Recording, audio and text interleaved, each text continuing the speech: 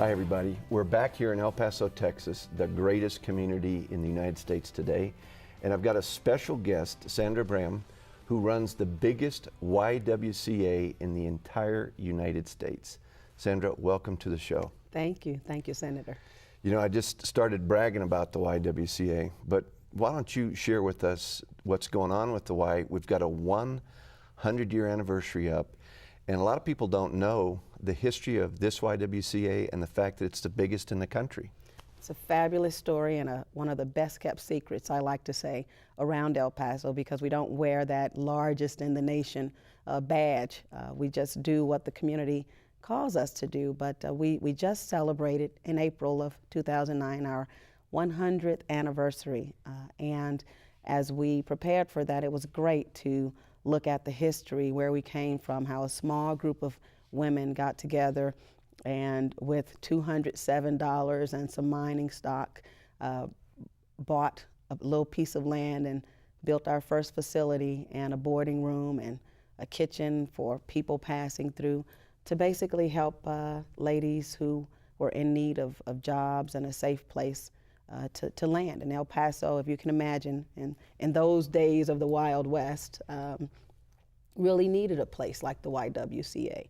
So that started 100 years ago, and over the many, many decades since that time, we've grown, responding to multiple needs in the community, and I think it's certainly through that we've become the largest YWCA, most diverse YWCA also, because of course we offer some 9 lines of business compared to other YWCAs, which may focus on, they may have 4 major initiatives, and we're doing so many different things, which I'd love to talk to you about.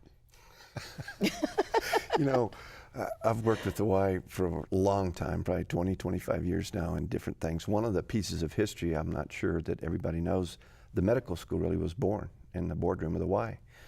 We'd done a big summit in El Paso back in 1998, I think it was. Wow. And so there were 1,200 people that came, and we talked about ideas, and let's rebrand El Paso, and let's look into the future. And the emerging big idea from back in that era was this medical campus of the Americas. It was being called the Border Health Institute then, because we didn't think big enough.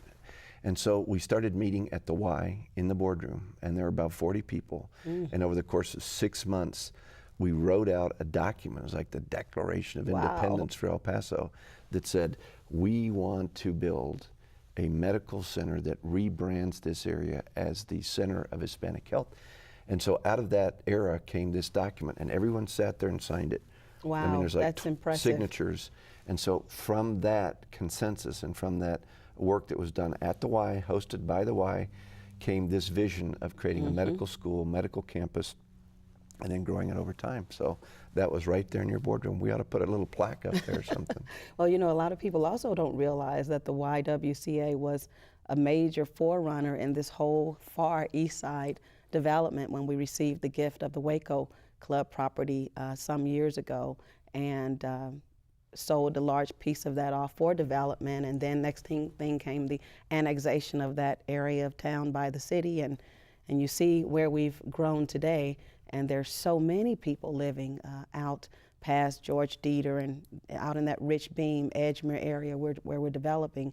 And the Y was very involved in the early planning of those communities, so that's exciting. You know, I want to talk a little bit about that, because I think one of the most interesting parts of the Y's leadership on that was to define a livable neighborhood. Let's have a neighborhood where people can walk to work. Right. Let's have a neighborhood where you've got transportation. Let's make sure that we've got parks. Yes. Let's look at families and kids. Is there childcare nearby? Are there the kinds of amenities that you'd want in a neighborhood? And so looking at El Paso that way was new. It was new to look at us as a livable neighborhood. And I remember different leaders from the Y at that point in time, Myrna and Tracy and the board, and you had various board members get very involved in housing and affordable housing and neighborhoods. They took trip all over the country, went to California, went to Arizona, and places to look at that. So the Y really laid out the blueprint for what was to come.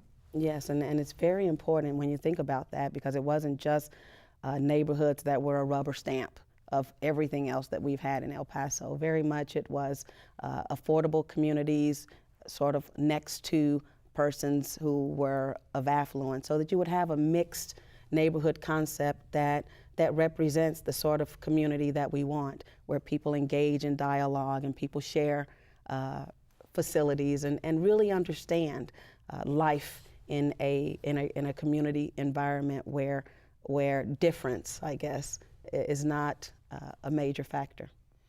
Let's talk a little bit about the why in childcare, because as I've looked at the mission of the why, and the idea is women fulfilling their potential, really all of us fulfilling our Absolutely. potential. Yes. Women, families, children, the elderly, men, all of us working together to fulfill our potential. That's always been at the heart of the mission of the why.